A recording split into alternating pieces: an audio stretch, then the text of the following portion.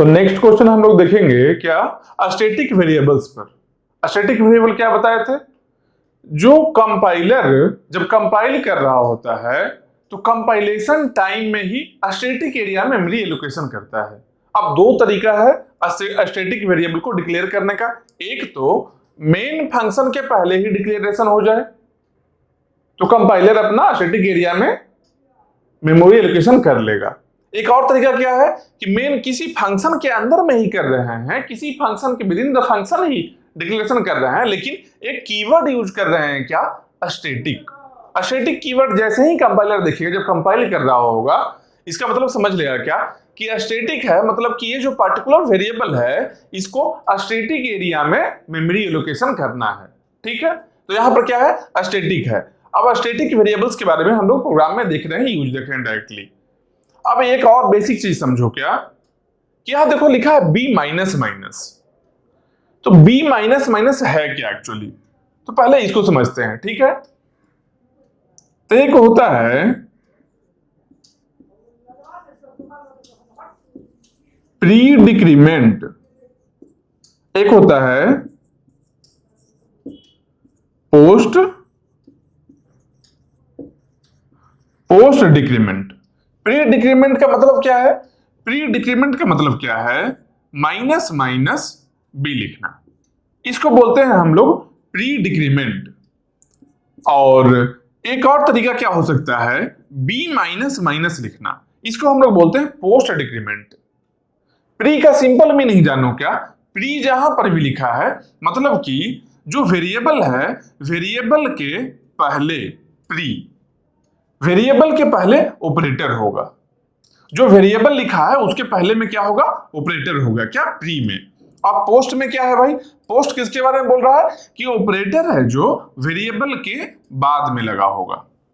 सबसे पहले तो जानो कि पहचानेंगे कैसे, बाद में जैसे ही वेरिएबल के बाद में ऑपरेटर लगा हुआ है मतलब क्या है, पोस्ट है वो, और वेरिएबल के पहले लगा है मतलब कि प्री है। ठीक है, अब डिक्रीमेंट मतलब क्या हुआ, डिक्रीमेंट था तो माइनस माइनस होगा, कहीं पर ऐसा भी रहेगा क्या। एक और होता है प्री इंक्रीमेंट, प्री इंक्रीमेंट इसका मतलब क्या हुआ, प्लस प्लस बी लिखा रहे। एक और क्या होगा, पोस्ट इंक्रीमेंट, इसका मतलब क्या है, बाद में प्लस प्लस होगा। प्लस प्लस मतलब क्या है, प्लस प्लस का मतलब क्या है, इंक्रीमेंट करना, इंक्रीज करना, कितना से, 1 से। जितना बार एग्जीक्यूशन होगा, जितना बार इसको एग्जीक्यूट करेंगे, प्लस प्लस करने का मतलब क्या है कि हमेशा 1 से इंक्रीज होगा। माइनस माइनस करने का मतलब क्या है, हमेशा 1 से डिक्रीज होगा जितना बार ये ऑपरेशन होगा। ठीक है, अब बोलो यहां पर क्या है, यहां पर भी सेम ही है।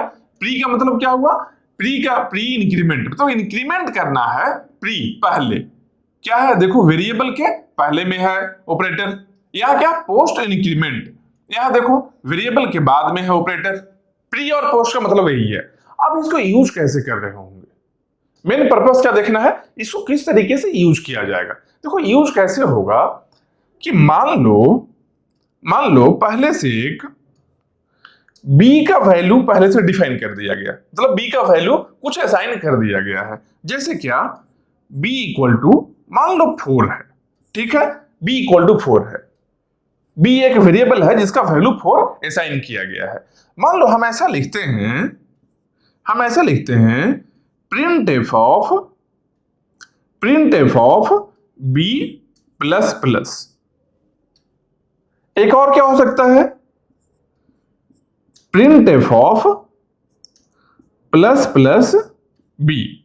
एक और क्या लिख सकते हैं, print of B minus minus. एक और print of minus minus B.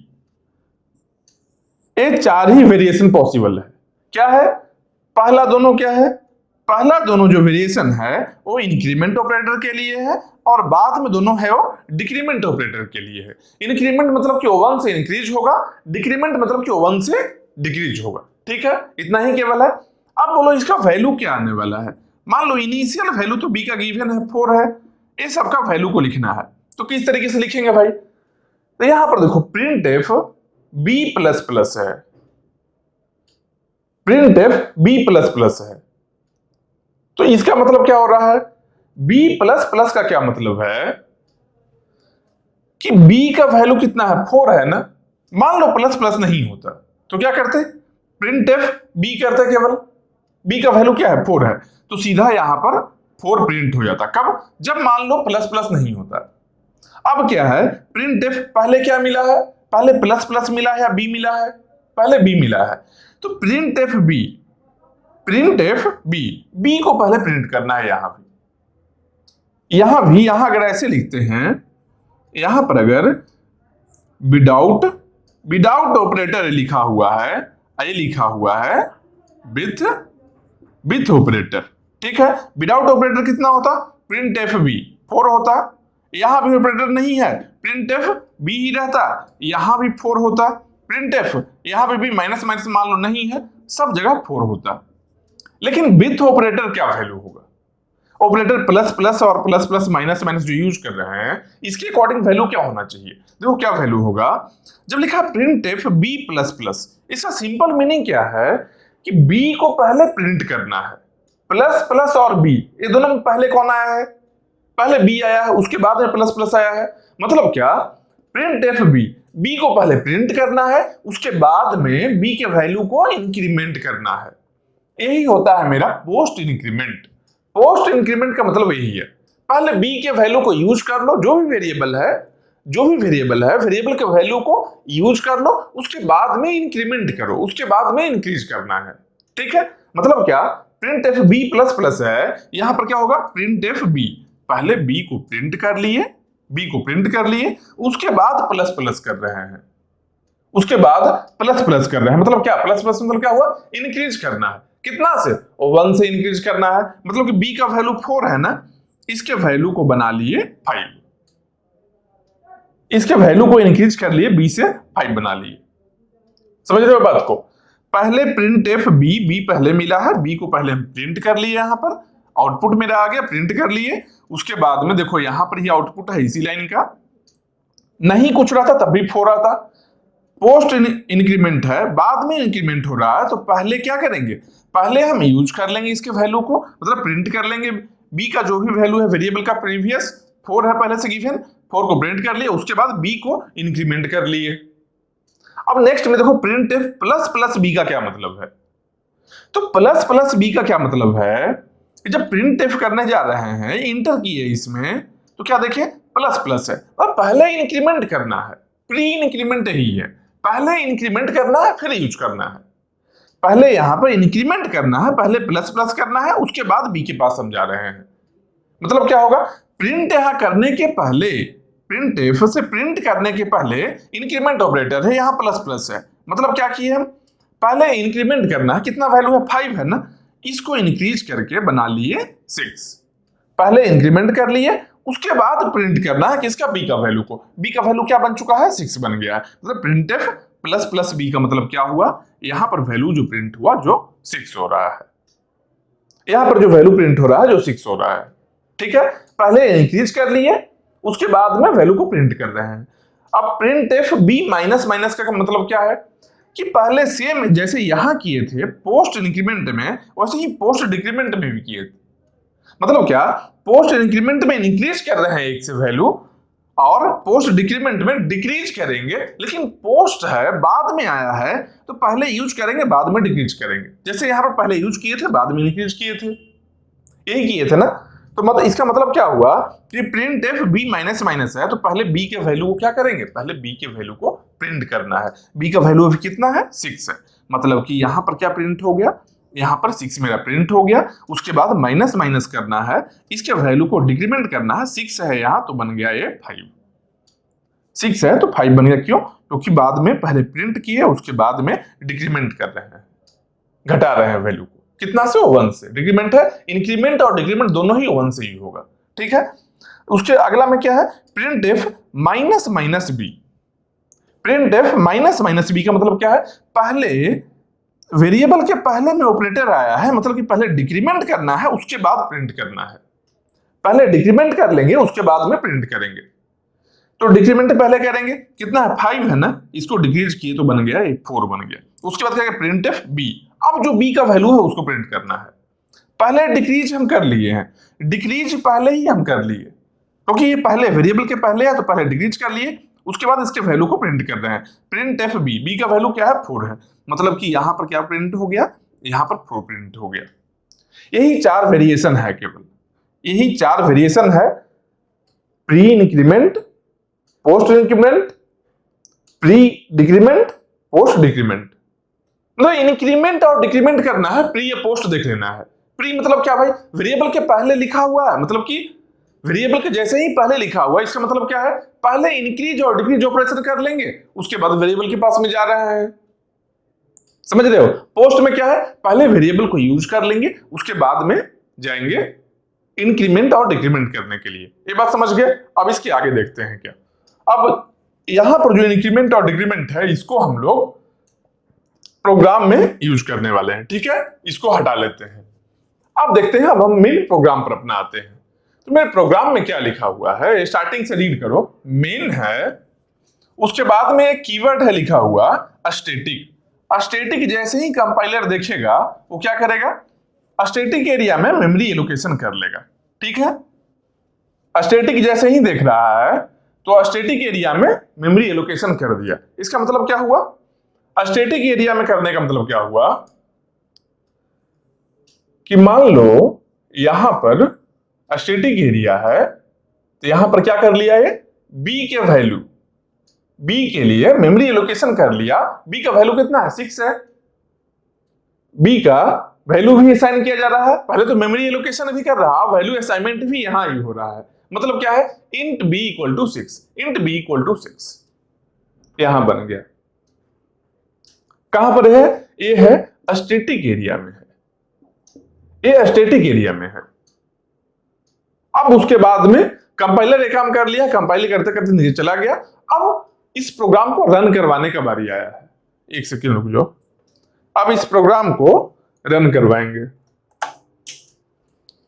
तो इस प्रोग्राम को जब रन करवाएंगे तो क्या देखेंगे, अब क्या है, मेन है static int B equal to 6। ये जान रहे हैं क्या, ये पहले से ही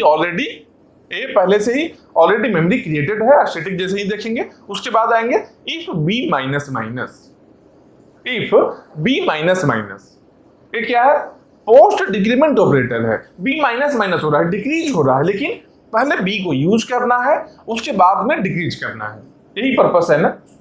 तो पहले बी को यूज करेंगे, उसके बाद में डिक्रीज करने जा रहे हैं हम लोग, ठीक है। तो बी को यूज करने के बाद करना क्या है भाई, इफ का जो लूप है, यहां पर इफ कंडीशन में क्या देख रहे हैं, मेन प्रिंट एफ बी, मतलब मेन फंक्शन को फिर से कॉल कर रहा है। मेन फंक्शन के अंदर में जब आते हैं तो फिर से मेन फंक्शन ही कॉल हो रहा है, फिर से सेम फंक्शन है जो कॉल हो रहा है, ठीक। तो यहां पर किस तरीके से सॉल्व करेंगे, यहां सॉल्व करने का तरीका क्या होगा, देखो मेन है, अभी बी का वैल्यू क्या है, बी का वैल्यू अब 6 है ना, अभी इनिशियली बी का वैल्यू 6 है ना। यहां पर क्या है, इफ में अगर इफ कंडीशन यहां पर हम दे लेते हैं, यहां पर सॉल्यूशन करते हैं इसका, ठीक है। यहां पर क्या है, इफ कंडीशन में क्या वैल्यू होगा, इफ बी माइनस माइनस है, तो पहले बी को यूज करेंगे, उसके बाद में डिक्रीमेंट करना है। तो अभी बी का वैल्यू क्या है 6 है, मतलब क्या हुआ, इफ बी इक्वल टू 6 के लिए पहले हम इस पूरे काम को कर लेंगे, इफ के अंदर में जो भी है इसके काम को कर लेंगे, उसके बाद में माइनस माइनस करने जा रहे हैं, पहले यूज करना है। प्रिंट में वही काम कर रहे थे ना, प्रिंट में अभी हम क्या किए थे, पहले प्रिंट करवा लिए फिर डिक्रीज कर लिए, बस वही चीज यहाँ भी है। इफ कंडीशन में एक वेरिएबल है, इसके बाद में ऑपरेटर है, पहले वेरिएबल को यूज कर लेंगे, उसके बाद में जो ऑपरेटर है निगेटिव लिखा हुआ माइनस माइनस है, मतलब कि डिक्रीमेंट करना है, कर लेंगे बाद में, ठीक है। If B equal to 6, if B equal to 6 में क्या होगा, इफ बी इक्वल टू 6 जैसे ही आया है तो यहाँ इस कंडीशन में क्या है भाई, इसके अंदर में 6 के लिए क्या है, 6 के लिए क्या है, एक मेन फंक्शन का कॉल हो रहा है, मेन फंक्शन फिर से रिकर्सिव कॉल हो रहा है, और यहां पर करना क्या है, उसके बाद में प्रिंट एफ बी करना है। मतलब क्या, पहला में क्या है, पहला में मेन फंक्शन होगा, और दूसरा कंडीशन क्या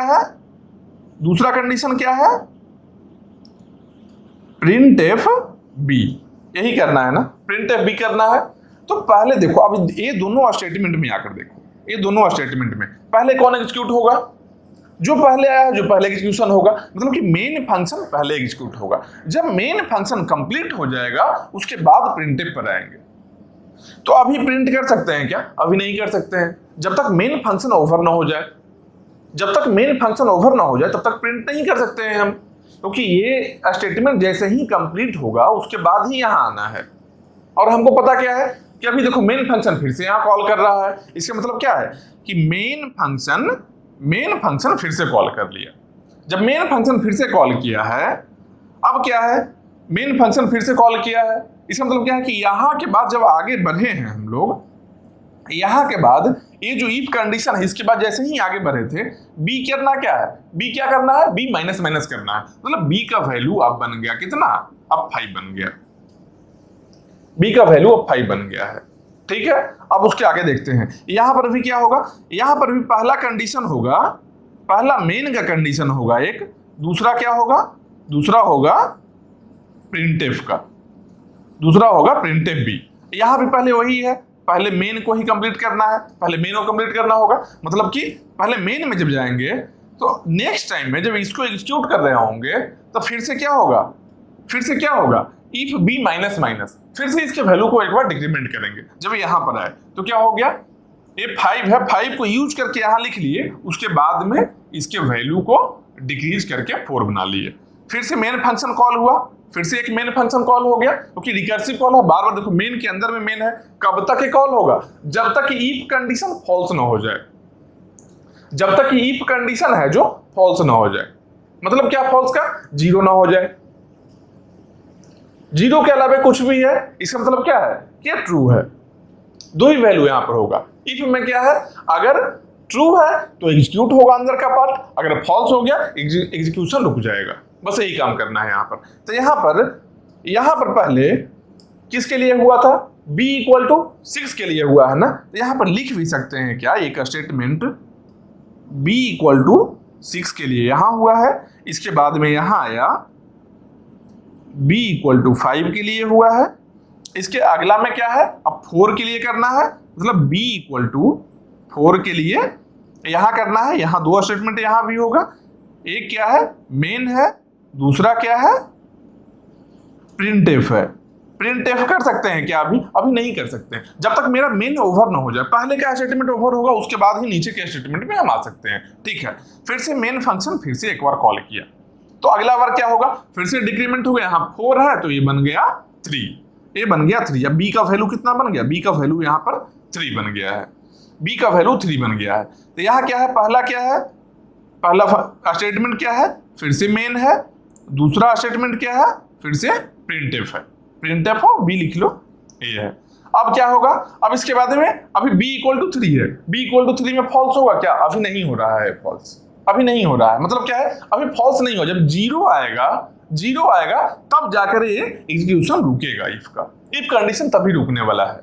ठीक है, तो इसके बाद में फिर से भी कॉल होगा, फिर से कितना हो गया, ये 3 है ना, अब ये बन गया 2, अब 2 बन गया। अब b इक्वल टू 2 के लिए यहां पर कर रहे हैं। ठीक है, पहला क्या है मेन है, दूसरा क्या है printf of b equal to 2 है, अभी फॉल्स नहीं हुआ है। फिर से मेन फंक्शन एक बार और कॉल किया, यहां क्या बन गया, b इक्वल टू 1 बन रहा है, b इक्वल टू 1 बन रहा है। पहला कंडीशन में क्या है, पहला स्टेटमेंट है मेन, दूसरा क्या है सेम जैसे पहले से करते आ रहे हैं प्रिंटफ ऑफ b। अब b इक्वल टू 1 बना है, b इक्वल टू 1 बना है। अब यहाँ एक चीज नोटिस करो, जब पहली बार हम कॉल किए थे तो यहाँ के बाद में इफ जो कंडीशन है उसके बाद में b का वैल्यू को 6 की यूज किए हैं, b का वैल्यू को 6 यूज किए हैं, उसके बाद डिक्रीज होता है तो अगला फंक्शन कॉल होता है, फिर से डिक्रीज होता है अगला फंक्शन कॉल होता है, फिर से डिक्रीज हुआ अगला फंक्शन कॉल हुआ, इसके बाद डिक्रीज होते जा रहा है। अब जब यहाँ चले जाएंगे 1 पर आया, फिर से एक बार डिक्रीज करो इसको, ये 2 से देखो 1 बन गया था, यहाँ पर 2 से 1 बना है, 1 को डिक्रीज किए अब 0 आ गया। अब जैसे ही यहाँ पर b इक्वल टू 0 आया, तो क्या होगा, b इक्वल टू 0 का मतलब क्या है कि इफ कंडीशन फॉल्स हो गया, इसका मतलब क्या है, b इक्वल टू 0 जैसे ही आया है, b इक्वल टू 0 आया है, इफ का कंडीशन तो फॉल्स हो गया, मतलब कि यहां पर अब कुछ भी नहीं होगा। यहां पर जो इफ कंडीशन के अंदर में था, ये दोनों स्टेटमेंट मेन और प्रिंटफ भी, ये दोनों एग्जीक्यूट कब हो रहा था, जब इफ का कंडीशन ट्रू था, नॉन जीरो था। अब यहां पर क्या है, यहां पर b का वैल्यू क्या है, b का वैल्यू यहां 0 आ गया है, मतलब कि इफ कंडीशन के अंदर का एग्जीक्यूशन तो नहीं होगा। लेकिन एक बात याद करो, जब यहां पर b इक्वल टू 6 था, इफ ऑफ 6 माइनस माइनस किए थे, इफ ऑफ 6 माइनस माइनस किए थे, तो क्या किए थे, पहले 6 के लिए यूज किए थे एक बार, उसके बाद में माइनस माइनस कर लिए थे, 6 को यूज किए थे फिर माइनस माइनस कर लिए थे। यहां पर b का वैल्यू 0 है, तो 0 जैसे ही आएगा, 0 माइनस माइनस हुआ ना, 0 माइनस माइनस हुआ है, तो 0 है, तो इफ का कंडीशन तो यहां खत्म हो गया, अब नहीं एग्जीक्यूशन होगा। लेकिन ये जो है, इतना जो स्टेटमेंट है b माइनस माइनस इफ में, ये स्टेटमेंट तो एग्जीक्यूट हो ही जाएगा इतना, इसके नीचे का नहीं हो, इफ का कंडीशन फॉल्स नीचे नहीं होगा। तो जब b के बाद में जैसे ही जाएंगे माइनस माइनस, b के बाद में जैसे ही गए माइनस माइनस है, तो b का वैल्यू 0 है, समझ रहे हैं, सही बात है, b का वैल्यू 0 है, नीचे नहीं जा सकते हैं। लेकिन एक बात याद रखो कि b के बाद में माइनस माइनस, ये तो कंटिन्यूअस में है ना, b माइनस माइनस कंटिन्यूअस में है ना, ये कंडीशन लिखा हुआ, मतलब कि माइनस माइनस का एग्जीक्यूशन होगा ना। इसका मतलब क्या है, b इक्वल टू 0 के लिए इफ का कंडीशन में मेन और प्रिंटफ तो नहीं आएगा, लेकिन इसके वैल्यू को एक बार और डिक्रीमेंट करेगा, इसके वैल्यू को एक बार डिक्रीमेंट करेगा, क्योंकि b इक्वल टू 0 में आगे नहीं बढ़ रहा है, b इक्वल टू 0 जैसे ही इंड हुआ है, यहाँ पर इंड हुआ है, b माइनस माइनस करते हुए इंड हुआ है, मतलब कि -1 वैल्यू आ गया है इसका, -1 वैल्यू आ गया किसका, b का वैल्यू, ठीक है। अब b का वैल्यू कितना है, -1 है। अब प्रिंट कैसे होगा, जब मेन फंक्शन कंप्लीट होगा तब ये प्रिंट होना था। मतलब क्या है कि यहां पर क्या देखेंगे, यहां पर देखो ये ओवर हो गया है, मतलब कि ये मेन फंक्शन कंप्लीट हो गया, ये मेन फंक्शन कंप्लीट हो गया। तो अब क्या करेगा, print F of B, print of F of B, print F B क्या करेगा, बी का वैल्यू कितना है, -1 है, मतलब इसके लिए क्या प्रिंट हुआ, इसके लिए एक -1 प्रिंट हुआ, इसके लिए प्रिंट हुआ है, फिर इसके लिए हुआ, फिर जब ये प्रिंट हो गया, ये कंप्लीट हो गया, समझो ए मेन खत्म हो गया। जब ए खत्म हुआ था, मेन को ही नहीं एक्सपेंड कर रहे थे, प्रिंट तो एक ही स्टेटमेंट है, ये तो एक्सपेंड होगा नहीं, मेन को एक्सपेंड करते, ये खत्म हुआ, मतलब कि मेन ओवर हुआ मेरा, फिर प्रिंट पर आए, प्रिंट करवा लिए हम। जब ये कंप्लीट हुआ, मतलब कि ये वाला मेन ओवर हो गया है, तो जब ये मेन ओवर हो गया है, इसके बाद प्रिंट पर आएंगे, इसका प्रिंट कितना है, बी है, मतलब बी का वैल्यू क्या है, -1, फिर से एक -1 प्रिंट हुआ है, ठीक है। अब ये भी मेरा ओवर हो गया, ये दोनों जब ओवर हुआ तो कहाँ चले आए, यहाँ पर चले आए, हम यहाँ चले आए, मतलब कि मेन ओवर हो गया, प्रिंट एफ बी, फिर से प्रिंट एफ बी करना, फिर से प्रिंट के बी का जो वैल्यू है प्रिंट कर रहा है, हम और कुछ नहीं कर रहे हैं, बी का जो भी अभी अवेलेबल है वैल्यू, जो वैल्यू बी वेरिएबल में अवेलेबल है उसको हम प्रिंट करवा रहे हैं बस। अभी तक फंक्शन कॉल कर रहे थे, अब फंक्शन कंप्लीशन हो रहा है, कंप्लीट हो रहा है। जैसे देखो, प्रिंट एफ बी जैसे ही यहां पर करवाए, एक इसके लिए हम प्रिंट करवाए हैं, इसके लिए एक प्रिंट करवाए, देखो यहां से मान लो ऐसे इसके लिए प्रिंट करवाए, दूसरा इसके लिए प्रिंट करवाए, तीसरा इसके लिए प्रिंट करवाया है, यही करवाया है, प्रिंट हो गया, ये भी ओवर हो गया। जब ये दोनों ओवर हो गया, मेन को ही, ये जो मेन है इसको ही एक्सपेंड किए थे ना हम, इसको ही किए थे ना, ये कंप्लीट होने का मतलब क्या है कि ये कंप्लीट हो गया मेरा। इसके बाद कहाँ आएंगे, यहाँ पर आएंगे प्रिंट एफ बी, फिर से एक बार प्रिंट एफ बी, मतलब कि ए भी ओवर हो गया। फिर यहां से वापस आएंगे कहां पर, फिर मतलब ये दोनों ओवर हो गया, मतलब कि मेन ओवर हो गया। मेन ओवर होने के बाद में क्या है, मेन जब ओवर हो तो क्या कहां पर आएंगे, प्रिंट एफ बी पर आएंगे, फिर से एक बार प्रिंट एफ करवाएंगे, फिर से यहाँ पर प्रिंट एफ बी करवा लिए। जब ये कंप्लीट हो गया तो कहां चले आए, यहाँ पर चले आए, यहाँ पर क्या है, मेन है, मेन ओवर हो गया। इसके बाद क्या है, print F B, print F B, मतलब कि एक और प्रिंट करवाए, प्रिंट एफ बी। अब ए भी ओवर हो गया, यहां से ही स्टार्ट हुआ था ना, यहां से ये स्टार्ट हुआ, तो देखो यही आउटपुट आ गया। ये जो प्रिंट करवाए हैं ये क्या है मेरा, यही मेरा आउटपुट है। कितना है, -1 -1 -1 -1, कितना है, 6 टाइम्स -1 है, 6 टाइम्स -1 है, समझ रहे हो बात को। अब 6 टाइम -1 कैसे आया, ये कंफ्यूजन लास्ट में रहा होगा अगर कुछ लोग को कि b इक्वल टू 0 में फॉल्स हुआ तो 0 ही प्रिंट होना चाहिए था। 0 नहीं हो सकता है, 0 में तो फॉल्स हुआ, जब b का वैल्यू 0 है, b का वैल्यू जब 0 है तब if में जब कंडीशन फॉल्स हुआ है तब ये एग्जीक्यूशन नहीं होगा, लेकिन जब b का वैल्यू 0 था तो एक माइनस माइनस है, ये इसको डिक्रीमेंट भी तो करवा लेगा। पहले यूज किया है ना, पहले b का वैल्यू को यूज किया, सिंपल सोचो, b का 0 जो वैल्यू था उसको ये यूज कर लिया पहले, जब यूज किया b का वैल्यू को 0 तब एक कंडीशन फॉल्स हो गया, सही चीज है, लेकिन यूज करने के बाद में डिक्रीमेंट भी तो करवाना होता है, डिक्रीमेंट तो होगा ही, डिक्रीमेंट करना इसके अंदर में नहीं है ना, इफ के अंदर में थोड़ा ही है। देखो तो इफ का यहां से स्टार्ट हुआ है, लूप यहां तक आया है, इफ कंडीशन में यहां से यहां तक है, इसमें डिक्रीमेंट है क्या? नहीं है, डिक्रीमेंट तो यहां पर ही है। तो जब b का वैल्यू 0 को यूज किए हैं, माइनस माइनस है मतलब 0 को यूज किया, उसके बाद में डिक्रीमेंट भी तो करना ही पड़ेगा माइनस माइनस, इसलिए -1 तक गया है। समझ रहे हो? ये क्या मिला?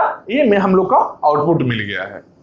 ठीक है, अब एक और चीज देखो, एक चीज नोटिस करो, कब मिला है?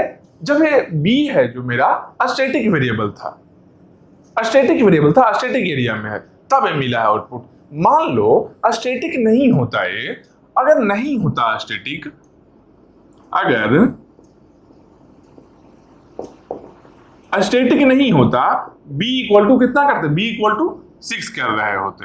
ठीक, स्टैटिक नहीं है मतलब लोकल वेरिएबल मेरा है, स्टैटिक नहीं है, नॉट स्टैटिक मतलब क्या है? ये मेरा क्या है? लोकल वेरिएबल है। लोकल वेरिएबल का मतलब क्या हुआ? जितना बार मेन फंक्शन, एक मेन के अंदर में एक मेन है, एक मेन फंक्शन है, इसके अंदर में एक वेरिएबल का डिक्लेरेशन हो रहा है, उसका असाइनमेंट वैल्यू भी असाइनमेंट हो रहा है, मतलब कि बार बार मेन फंक्शन में यहाँ पर असाइनमेंट होगा, जितना बार मेन को कॉल करेंगे हमेशा ये अपने लिए एक नया वेरिएबल बना लेगा। तो इफ का कंडीशन कभी फॉल्स होगा क्या? इफ का कंडीशन कभी फॉल्स होगा ही नहीं, क्योंकि इफ फॉल्स कब हो रहा है? जब सेम वेरिएबल में कम करते जा रहा है, 6 से 5 हुआ, फिर 4 हुआ, फिर 3 हुआ, फिर 2 हुआ, ऐसे करते जा रहे हैं, लास्ट में 0 आया, 0 में एंड हो गया है। लेकिन हमेशा जब मेन में हर बार सेम वेरिएबल अगर फिर से डिक्लेयर हो जाए, अगर लोकल वेरिएबल अगर रहे, तो हमेशा क्या है? b का वैल्यू 6 ही होगा, हमेशा b का वैल्यू 6 है, 6 से 5 आएगा, फिर अगला बार एक नया मेन के लिए 6 बन गया, फिर नया बार कॉल हुआ, फिर से 6 बन गया, हमेशा वही वेरिएबल कॉल होते रहेगा। जितना बार फंक्शन कॉल करेंगे एक नया वेरिएबल b का वैल्यू 6 फिर से असाइन हो जाएगा। समझ रहे हो बात को? इसका मतलब कि इफ कंडीशन कभी भी फॉल्स नहीं होगा। तो लोकल वेरिएबल अगर रहे, अगर लोकल वेरिएबल रहे तो सिंपल जान लेना, ये क्या बन जाएगा? ये बन जाएगा इनफाइनाइट लूप होगा, इनफाइनाइट लूप होगा। अगर लोकल रहे तब, स्टैटिक है तब सही है, स्टैटिक है तब सही है।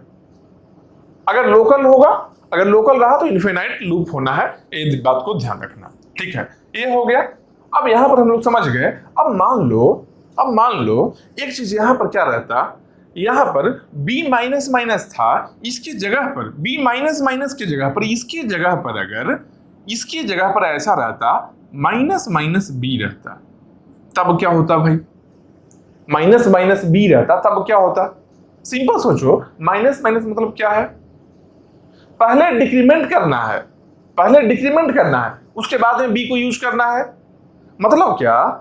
पहली बार पहले डिक्रीमेंट करना है, फिर b के वैल्यू को यूज करना है, यही करना है ना। मतलब कि पहली बार जब यहां पर आएंगे तो b इक्वल टू 6 के लिए नहीं रन करके यहां पर रन करेगा b इक्वल टू 5 के लिए। पहले डिक्रीमेंट हो गया, 6 है, 6 को डिक्रीमेंट करके 5 बना लिए, 5 को यूज किए, पहले डिक्रीमेंट किए फिर b का वैल्यू को यूज किए। डिक्रीमेंट है, 6 से बन गया 5, पहले डिक्रीमेंट किए, डिक्रीमेंट यहां से यहां में कर लिए, 6 का वैल्यू 5 बन गया है। अब b का वैल्यू कितना है? 5 है, 5 के लिए ये लिखिए। फिर क्या बन जाएगा अगला बार में? b इक्वल टू 4 बन गया। पहले 5 से डिक्रीमेंट कर लिए, फिर 4 को यूज कर रहे हैं, फिर क्या बन जाएगा? फिर बन जाएगा b इक्वल टू 3, उसके बाद b इक्वल टू 2, उसके बाद b इक्वल टू 1, पहले डिक्रीमेंट कर रहा, उसके बाद b इक्वल टू 0। जब b इक्वल टू 0 बना, यहां पर ही प्रोग्राम स्टॉप हो गया। पहले डिक्रीमेंट किया 1 से, डिक्रीमेंट करने के बाद में क्या देखा? कैसे डिक्रीमेंट किए, 0 आया, इफ कंडीशन फॉल्स हो गया, तो इसके आगे एग्जीक्यूशन नहीं होगा, मतलब कि यहां पर ही स्टॉप हो गया। यहां पर स्टॉप होने का मतलब कितना पर प्रिंट होना है? ये स्टॉप हो गया है, तो मेन फंक्शन यहां के लिए ओवर हो गया, एक प्रिंट तो बचेगा यहां पर ही, मतलब कि इसके लिए प्रिंट होगा, इसके लिए कितना प्रिंट होगा? अब तो 0 है, डिक्रीमेंट पहले हुआ है, समझ रहे हो बात को। यहां पर क्या था, पोस्ट डिक्रीमेंट में क्या था, बी का वैल्यू 0 को यूज किया, उसके बाद में माइनस बना लिया, -1 कर लिया, फिर ये एक्सक्यूशन हुआ था। यहां क्या है, पहले ही माइनस है, पहले ही 0 कर लिया है, फिर बी आया, कंडीशन फॉल्स हुआ, अगला बार यहां पहुंचेगा ही नहीं, तो 0 पर ही रह गया। अब 0 से कम नहीं होना है, मतलब क्या है कि बी का वैल्यू 0 में फॉल्स हो गया, कंडीशन स्टॉप हो गया है। अब इसके बाद में डिक्रीमेंट नहीं होना है इसके बाद में डिक्रीमेंट इसका नहीं हो सकता है। क्यों? क्योंकि पहले डिक्रीमेंट किया, फिर इसके वैल्यू को यूज किया, तो फॉल्स हो गया कंडीशन, अगला बार यहां आएगा ही नहीं। फॉल्स होने के बाद में नहीं आया था ना जी, समझ रहे हो बात को। जब यहां पर बी माइनस भी किए थे, जब कंडीशन फॉल्स हो गया था हम लोग का, जब कंडीशन b = 0 फॉल्स हुआ था, उसके बाद अगला बार यहां हम नहीं आए थे। लेकिन जिस ड्यूरेशन में कंडीशन फॉल्स हो रहा था b = 0 पर, 0 के बाद में माइनस करना था यहां पर ही, सेम टाइम उसी टाइम में माइनस करना था, इसलिए हम 0 से -1 इसको बना लिए थे। लेकिन अब क्या है, माइनस b है, माइनस b है, पहले माइनस बना लिए, माइनस b से 0 जब हम लोग पहुंच गए हैं, इसके बाद में फिर दोबारा तो यहां नहीं आना है, b के बाद में कोई सिंबल तो नहीं है, दोबारा यहां नहीं आना है, समझ रहे हो बात को। मतलब कि 0 आप प्रिंट करवाना चाहेंगे तो क्या होगा, b = क्या होगा, b = 0 है ना, यहां पर यहां तो b = 0 में तो फॉल्स हो गया कंडीशन, मतलब क्या है कि b = 1 में प्रिंट करवाएगा एक वैल्यू, b = 1 में क्या वैल्यू है, b का वैल्यू क्या है, कहां तक आए हैं, 0 तक आए हैं, मतलब 0 इन रह गया, अब इससे कम नहीं रहा ना, तो बढ़ेगा ना कमेगा, 0 ही प्रिंट होगा हमेशा। कितना बार होगा भाई, b = 1 के लिए एक 0 प्रिंट हो गया, उसके बाद बैक आएंगे जब यहां से b = 2 के लिए एक 0 प्रिंट हो गया, फिर बैक आया b = 3 के लिए एक 0 प्रिंट हो गया, उसके बाद b = 4 के लिए, फिर b = 5 के लिए, मतलब कि 2 0 और प्रिंट हो गया। ये मेरा आउटपुट है, ये क्या है मेरा, ये मेरा आउटपुट है। कब, जब b माइनस होता तब, जब इफ का कंडीशन माइनस b होता, सॉरी, मतलब कि माइनस b होता अगर इफ का कंडीशन, तब ये मेरा आउटपुट आता। यहां पर क्या है, माइनस b का ये है, और b माइनस का तो यही है, b माइनस का आउटपुट यही है, समझ रहे हो। मतलब कि इंक्रीमेंट हो या डिक्रीमेंट हो, किस तरीके से इंप्लीमेंट करना है। अगर ये स्टैटिक नहीं होता तब इनफिनाइट लूप होता, और क्यों होता।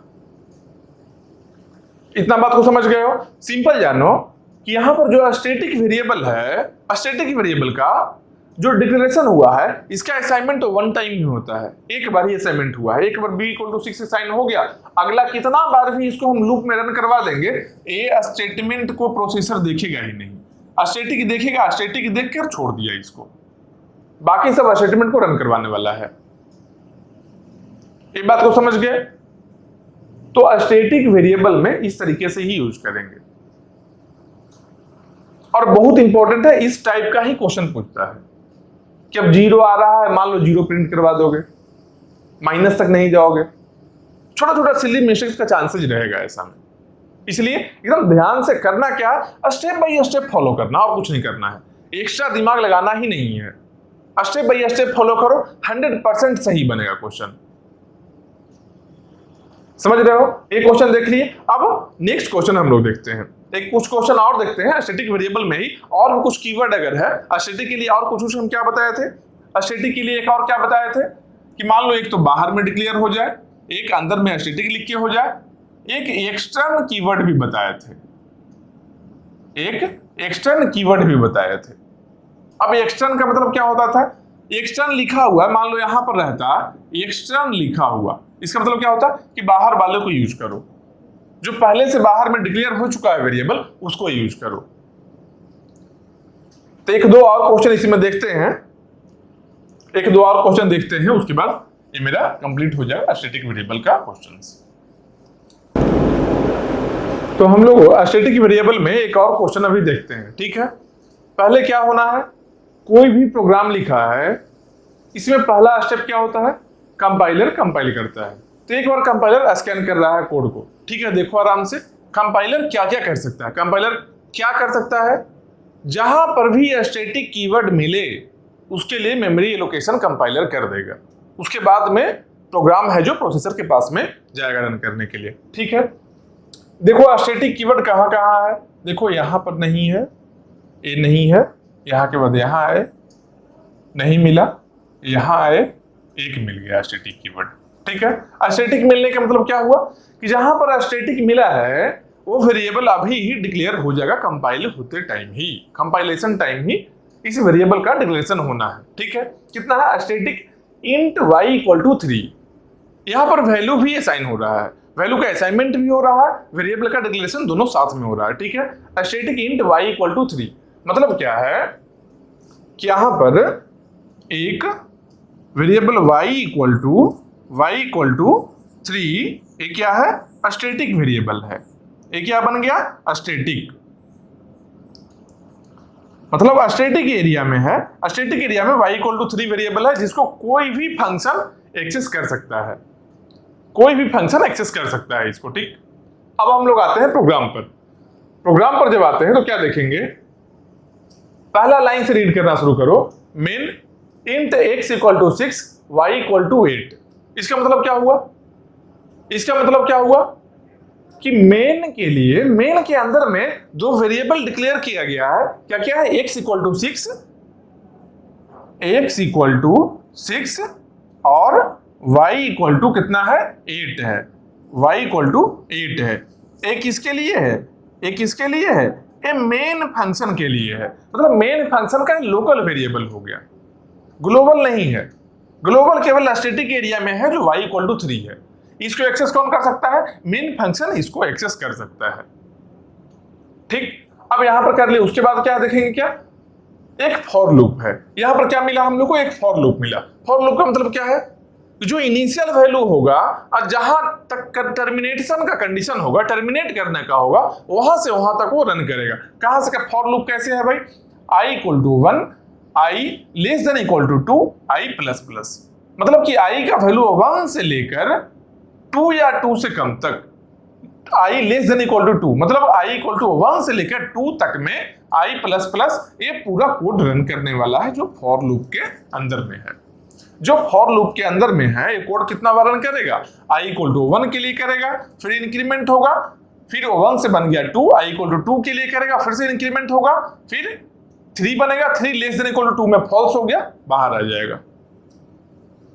समझ रहे हो बात को, ये बाहर आ जाएगा, मतलब कि i equal to 1, i equal to 2 दो बार रन करना है, इस फॉर लूप को 2 बार रन करना है। ठीक है, अब आते हैं i इक्वल टू 1 के लिए हम एक बार रन करवाते हैं। मान लो यहां पर i इक्वल टू 1 के लिए हम रन करवाते हैं, i इक्वल टू 1 के लिए एक बार हम रन करवाते हैं। नीचे आया क्या है, y plus equal to px plus qx। तो एक चीज तो जानो, px क्या है, एक फंक्शन है जिसका अपना कोड है, इंडिविजुअल कोड है, qx क्या है, एक फंक्शन है जिसका कि अपना इंडिविजुअल कोड है। ठीक है, सही है। अब इसका मतलब क्या हो, y plus equal to px plus qx, इसका देखो सिंपल मीनिंग हो गया, अगर ऐसा लिखते हैं x equal to x plus Y लिखा हुआ है, इसको हम एक और तरीके से क्या लिख सकते हैं, x plus equal to Y, same चीज है, ये दोनों ही सेम है। x equal to x plus Y लिख लो, या फिर x plus equal to Y, इसका मतलब सेम है। मतलब क्या, यहां पर x प्लस इक्वल टू जो भी यहां पर लिखा हुआ रहेगा उसमें क्या करना है, इसमें इस वैल्यू को ही ऐड करके यहां स्टोर करना है। सेम जो ही काम यहां हो रहा है, यहां क्या x इक्वल टू एक नया वैल्यू y को ऐड कर रहे हैं, किसमें, इसमें ही x में ही ऐड कर रहे हैं, और फिर पूरे वैल्यू को यहां स्टोर कर रहे हैं। बस वही काम यहां भी है, सेम स्टेटमेंट है। समझ रहे हो बात को, x equal to X plus Y जो लिखा हुआ, x equal to X plus Y है, इसको लिखने का एक और भी फॉर्मेट है, x plus equal to Y. बस फॉर्मेट चेंज है, मीनिंग दोनों का ही सेम है। x plus equal to Y, इसका सिंपल मीनिंग हुआ x प्लस वाई को x में स्टोर करना, और कुछ नहीं है। सेम जैसे यहां लिखा x प्लस वाई को x में स्टोर कर रहे हैं, बस सेम मीनिंग है। ठीक है, ये बात को समझ गए। अब इसके आगे आते हैं, y plus equal to px plus qx, यही लिखा है ना, मतलब क्या, इसका मतलब क्या हुआ, px plus qx plus y, तीनों का जो वैल्यू होगा y plus px plus qx, तीनों को हम y में आकर स्टोर कर लेंगे। उसके बाद जो आगे का स्टेटमेंट है प्रिंटफ है, प्रिंट करवाएंगे, जो वैल्यू का स्टोर किए है यहाँ पर उसको प्रिंट करवाएंगे। ये तो बाद में प्रिंट करवाएंगे, पहले इस स्टेटमेंट को रन करेंगे। तो यहाँ पर क्या करना है, y equal to Y plus P X plus Q X. Y का वैल्यू कितना है, वाई का वैल्यू अभी तो हमको दिख रहा है, यहाँ पर दिख रहा है, लेकिन पी एक्स का वैल्यू है क्या, नहीं, पी एक्स का वैल्यू नहीं है, क्यू एक्स का वैल्यू नहीं है। तो पहले राइट हैंड साइड में सॉल्व करना होगा, मतलब पी एक्स को फाइंड करना होगा। पी एक्स क्या है, पी एक फंक्शन है, पी एक फंक्शन है और एक्स का मतलब क्या हुआ है, एक वेरिएबल है। px के लिए p एक फंक्शन है जिसमें x वेरिएबल है, x का वैल्यू पास किया जा रहा है। कहां से पास हो रहा है, मेन फंक्शन से पास हो रहा है। मेन फंक्शन में जो x का वैल्यू है, x का जो वैल्यू है मेन फंक्शन में, उसको पास कर रहा है किसको, p फंक्शन को। तो p फंक्शन के पास में देखो एक वेरिएबल है क्या, हाँ, p फंक्शन के पास में भी एक वेरिएबल है, x है, क्योंकि यहां से वैल्यू पास हो रहा है, इसको रिसीव करने के लिए कोई वहां पर रहेगा। मतलब क्या है, मेन के लिए तो यहां पर वैल्यू हो गया। एक और यहां क्या लिखते हैं, p के लिए अगर लिखते हैं, p के पास में क्या वेरिएबल है, एक x वेरिएबल है। अगर p के लिए देखते हैं, p के लिए अगर देखते हैं, यहाँ पर डबल लाइन कर लो, ये p के लिए है। अच्छा, ऐसा करते हैं, ब्लू से भी कर देते हैं। चलो, यहाँ p के लिए है, यहाँ पर क्या है, x एक है, इंट ऑफ x, उसके बाद क्या है, इंट ऑफ y भी एक है, इंट ऑफ y भी एक है। दो वेरिएबल यहाँ पर है। x क्या है भाई, इंट ऑफ x क्या होगा, जो यहां से वैल्यू पास होना है। यहां से वैल्यू पास क्या होगा, यहां से क्या वैल्यू पास होना है, कौन पास कर रहा है, मेन पास कर रहा है। तो मेन के पास में जो x में वैल्यू होगा वही पास करेगा। मेन के पास में क्या है, इंट x इक्वल टू 6। देखो मेन का जो मेन फंक्शन है, मेन के पास में x इक्वल टू 6 है। x इक्वल टू 6 कहां पास किया है, p में इंट x में स्टोर हुआ, मतलब कि p में x का वैल्यू क्या होगा, जो मेन का x का वैल्यू था 6 है ना, तो यहां भी बन गया 6। ठीक है, इसके बाद आते हैं int y equal to 12। y का वैल्यू कितना है, y का वैल्यू 12 है। ठीक है, अब उसके बाद में क्या है, y इक्वल टू qx। अब y में क्या स्टोर करना है, qx को स्टोर करना है। q क्या है, एक फंक्शन है, इसका कोड जहां है वहां पर जाएंगे, Q का जहां कोड है वहां पर जाएंगे। Q का कोड कहां है, Q का कोड देखो यहां पर लिखा है, QX। यहां से x का वैल्यू को पास किया जा रहा है। यहां से पास कौन करना, पास करने वाला कौन है, P है। P है जो x का वैल्यू पास कर रहा है Q को। Q रिसीव कर रहा है किसमें, x में रिसीव कर रहा है। Q है जो x में रिसीव कर रहा है, मतलब Q के पास में भी एक वेरिएबल कौन है, Q के पास में एक वेरिएबल कौन है, x है। तो Q के पास में एक वेरिएबल है x वेरिएबल है। इसमें क्या स्टोर करना है, जो वैल्यू यहां से पास होगा, यहां पर P में क्या वैल्यू है, x में, यहां से P क्या है, x पास कर रहा है, x में क्या वैल्यू है, P का x में वैल्यू है 6। मतलब कि Q का x में क्या स्टोर होना है, 6 ही स्टोर हो जाएगा। जो वैल्यू पास हुआ वही वैल्यू स्टोर होगा। उसके बाद क्या है, static int y equal to, static जैसे ही देखा छोड़ देगा प्रोसेसर, क्यों, क्योंकि जान रहा है स्टैटिक का मतलब क्या है, ये पहले से ही कहीं ना कहीं मेमोरी एलोकेशन हो चुका है, कंपाइलर कर दिया होगा। स्टैटिक देखा, इसको छोड़ दिया, इसके आगे आया क्या है, y माइनस माइनस, y को डिक्रीमेंट करना है। अब यहाँ पर क्या है, जब y को डिक्रीमेंट करना है, y कहां से डिक्रीमेंट होगा, इसके पास है क्या, पहले देखेंगे क्या, इसके पास में है क्या, q के पास में नहीं है, y है ही नहीं, केवल एक ही वेरिएबल है, q के पास में x ही है, y नहीं है।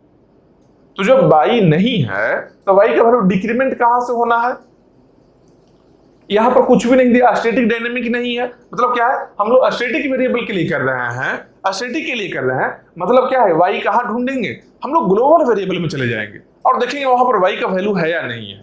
ठीक है, मतलब y माइनस माइनस करना है, कहां पर, ग्लोबल में देखो स्टैटिक एरिया में एक वेरिएबल है y नाम का, इसको क्या किए, इसको माइनस माइनस किए, 3 है 2 बना लिए इसको। तो इसको क्या किए, इसको हम लोग माइनस माइनस किए हैं। उसके बाद क्या करना है, रिटर्न x प्लस वाई का वैल्यू रिटर्न करेगा, कौन करेगा, Q करेगा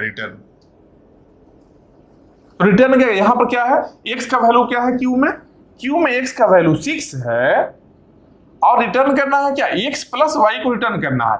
y इसके पास में है क्या, y इसके पास में नहीं है, लेकिन ग्लोबल वेरिएबल में y है, यहां पर y का वैल्यू 2 है। तो x प्लस y के लिए x तो q का अपना रहेगा, x q का अपना है 6 है और y है ग्लोबल वाला 2 है, मतलब 6, इसका वैल्यू कितना हुआ, इसका वैल्यू अभी 6 हो गया प्लस y का वैल्यू यहां से ले लिया 2 हो गया, मतलब 6 + 2 8 हो गया। 8 है जो रिटर्न हो गया, 8 है जो ये फंक्शन q है जो 6 + 2 8 रिटर्न करेगा। किसको रिटर्न करेगा? जहां से फंक्शन कॉल हुआ था, जहां से फंक्शन कॉल हुआ है। ये फंक्शन कॉल कहां से किया गया है? देखो ये फंक्शन कॉल यहां से हुआ है, qx है, यहां पर y = qx है। qx का रिटर्न कितना क्या है वैल्यू? 6 + 2 8 है, मतलब कि y में अब यहां पर क्या है? y में क्या है? qx का वैल्यू को स्टोर करना है। qx कितना वैल्यू रिटर्न किया? 6 + 2 8 किया है, तो 8 कहाँ स्टोर करेंगे? y में करेंगे। किसके y में? p का जो y है उसमें 8 स्टोर करेंगे। p का जो y है, p का y कितना है? 12 है ना, इस 12 को कट करके यहां हम 8 स्टोर कर लिए। अब ये ओवर हो गया, ए लाइन ऑफ कोड मेरा ओवर हो गया। अब इसके आगे आते हैं, क्या है? Return x + y। यहां भी x + y को रिटर्न करना है। यहां पर x क्या है? p में x क्या है?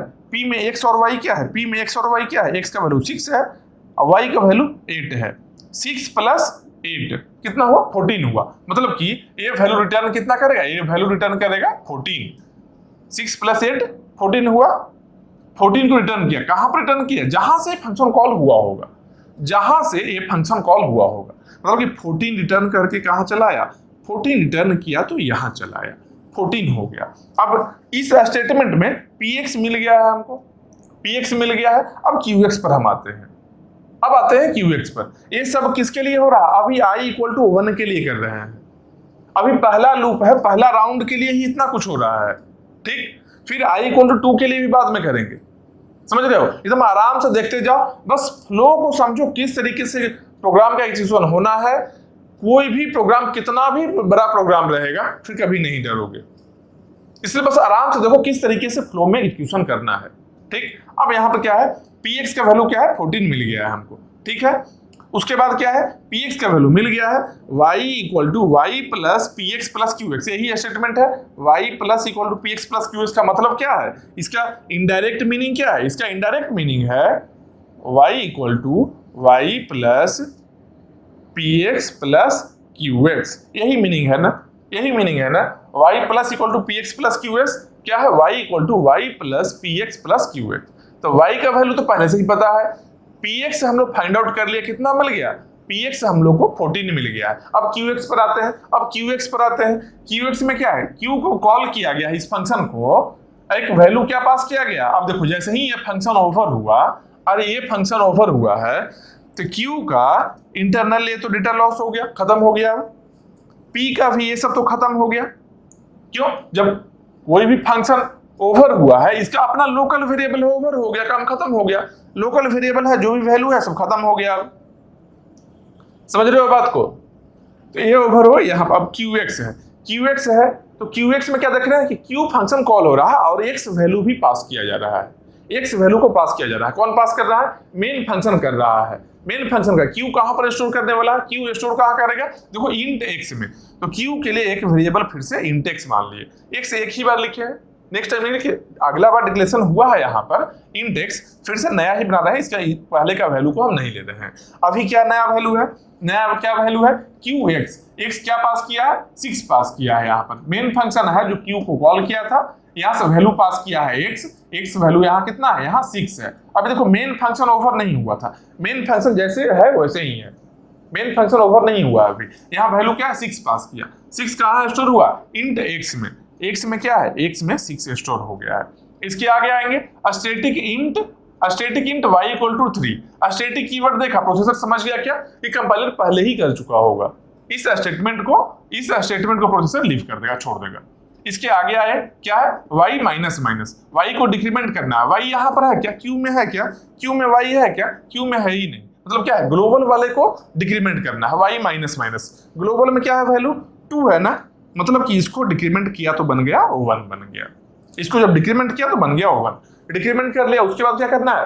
Return x + y, return x + y। यहाँ q में x का वैल्यू क्या है? 6 है, तो अब 6 है, यहाँ पर देखो नया वैल्यू इसका 6 है, तो पुराना वैल्यू है, इसको कट कर लिए।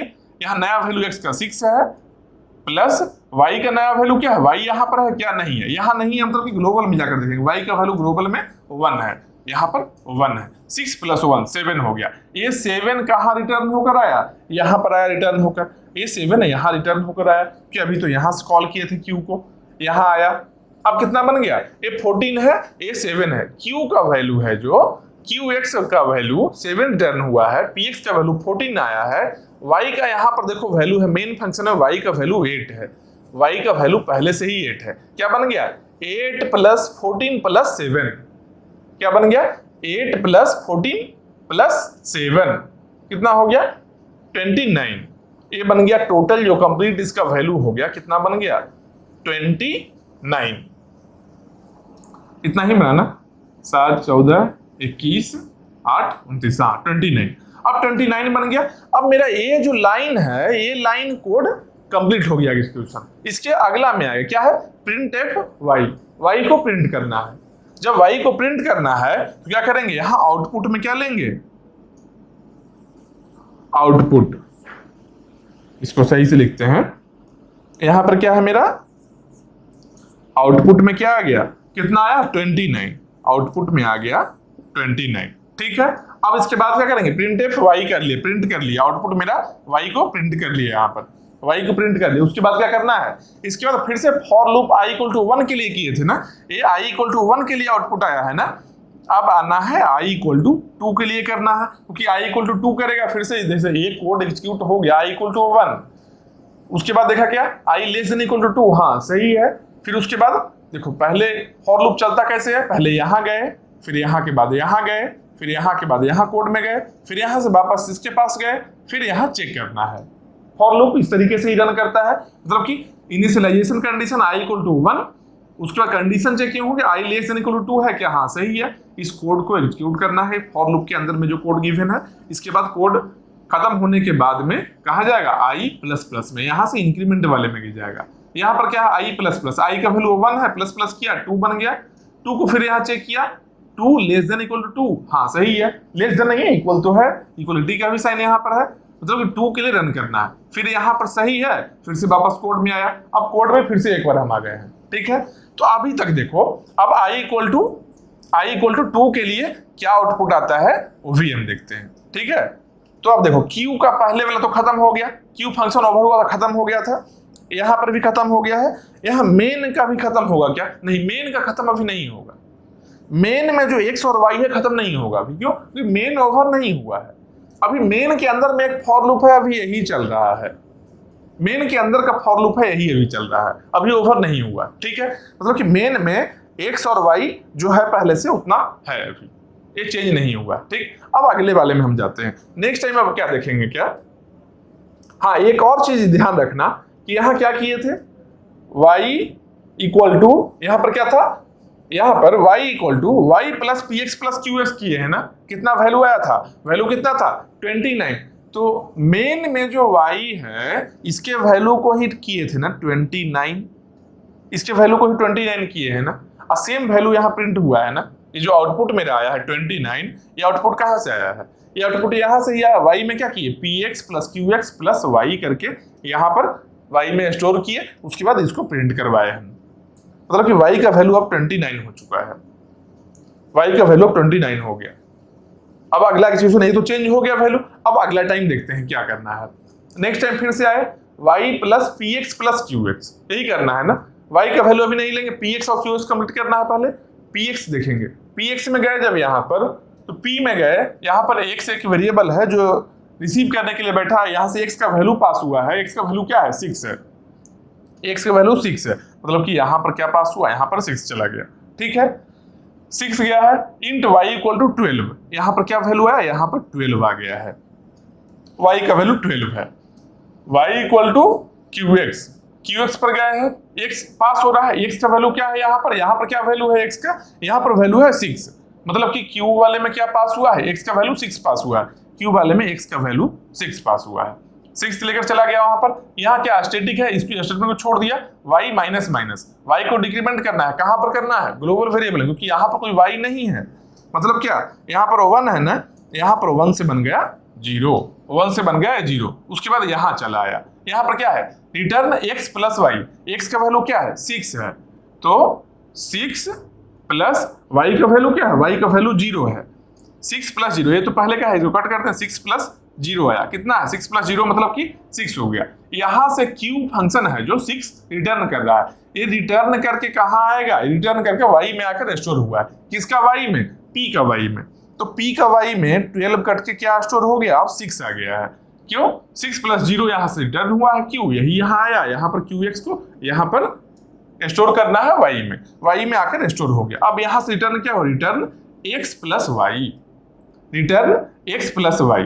यहाँ पर x का वैल्यू p में क्या है, p में x का वैल्यू है 6, y का वैल्यू क्या है 6, मतलब 6 + 6 12। अब यहाँ पर क्या रिटर्न हुआ, p क्या रिटर्न हुआ है, ये तो पुराना वैल्यू मेरा 14 है, p नया वैल्यू रिटर्न किया है कितना 12, 6 + 6 12, मतलब p का वैल्यू अब रिटर्न हुआ है जो 12 है। अब q पर आते हैं हम लोग, q में देखते हैं, q में क्या है, अब qx, x वैल्यू पास हुआ, x का वैल्यू क्या है यहाँ पर 6 है, x का वैल्यू इसको हटा लेंगे, पुराना वैल्यू है, नया वैल्यू क्या है, नया वैल्यू में 6 आया, पुराना भी 6 ही रह रहा है, लेकिन फिर भी करना है वो चीज नया ही लिखना है, यहाँ 6 आया। यहाँ पर q में क्या है, q में यहाँ से x पास हुआ, यहाँ से x पास हुआ है, यहाँ पर चले आए, यहाँ पर 6 है, स्टैटिक इंट है, इसको छोड़ देंगे, y माइनस माइनस डिक्रीमेंट करना है किसको, ग्लोबल वेरिएबल को, 0 है ना तो ये बन गया -1, 0 के बाद क्या बन गया -1 बन गया। रिटर्न x + y, x का वैल्यू क्या है q में, x का वैल्यू 6 है, तो 6 प्लस ये तो खत्म हो गया, पहले का है 6 + y का वैल्यू क्या है -1 है, 6 + -1 कितना बन गया, ये बन गया 5, ये कितना बन गया, ये बन गया 5, मतलब कि ये किसका वैल्यू है, x + y का वैल्यू है, qx में है, qx में x + y का वैल्यू है 5 है, ये कहाँ रिटर्न होकर आया, ये आया रिटर्न होकर, q रिटर्न किया, यहाँ पर कितना वैल्यू रिटर्न किया है 5 रिटर्न किया है, यहाँ पर क्या किया है 5 को रिटर्न किया, ये मेरा पुराना वैल्यू है, छोड़ देंगे। नया वैल्यू क्या है, एक 12 है, एक 5 है, y का वैल्यू यहाँ पर क्या है, y का वैल्यू देखो यहाँ पर 29 है, 29 + 12 + 5 यही ऐड होगा ना, मतलब क्या 29 + 12 और 5, 29 में 12 ऐड किए और 5 ऐड किए, कितना हो गया 9 2 11 29 31 10 40 41 5 46 46, ये होगा कितना वैल्यू है 46 है। अब 46 यहाँ पर आया, प्रिंट एफ y है, 46 कहाँ की है 46 यहाँ पर y में आकर स्टोर हो गया 46, y में आकर स्टोर हो गया कितना 46 वैल्यू। अब 46 y में हो गया, प्रिंट करना क्या है y, प्रिंट एफ y को प्रिंट करना कितना 46, मतलब क्या आउटपुट कितना आ गया, अगला आउटपुट है जो 46 होगा, अगला आउटपुट क्या है 46 होगा, या फिर आउटपुट i = 2 के लिए लिख सकते हैं कि 46 हो गया, 1 के लिए 29 फिर 46, एक्चुअल में क्या 29 और 46 यही मेरा आउटपुट बन गया। अब उसके बाद में क्या है, ये प्रिंट हो गया, उसके बाद फिर से यहाँ जाएंगे इंक्रीमेंट में, i = 2 के लिए यहाँ कर रहे थे ना, i = 2 के लिए किए है ना, अब यहाँ पर आए तो i ++ कर लिया, 2 से क्या बन जाएगा, 2 से बन गया 3, अब 3 जाकर कंडीशन चेकिंग करेगा, i <= 2, 3 <= 2 नहीं, फॉल्स है, मतलब कि इस लूप से बाहर चला आया, इस फॉर लूप से बाहर चला आया, इस फॉर लूप से बाहर आया, मतलब मेन कंडीशन से भी बाहर चला आया, ये फंक्शन मेरा ओवर हो गया, मेन भी ओवर हो गया, जितना भी मेमोरी एलोकेशन था सब के सब ये डीएलोकेट हो गया, खत्म हो गया। आउटपुट मेरा फाइनली है, फाइनली क्या आउटपुट मिल गया 29, 46, यही मेरा आउटपुट मिल गया। बस इस तरीके से ही प्रोग्राम को सॉल्व करना है, दिखने में हो सकता है बड़ा लग रहा हो, स्टेप बाय स्टेप करना है, स्टेप बाय स्टेप करना है, 100% सही आंसर आएगा। हर एक कंडीशन को देखना, कौन सा कंडीशन क्या बोल रहा है और किस तरीके से इंप्लीमेंट सीक्वेंस ऑर्डर में करते जाएंगे, एक एक स्टेटमेंट को देखेंगे, एक स्टेटमेंट का मीनिंग क्या है, बस आगे बढ़ते जाएंगे।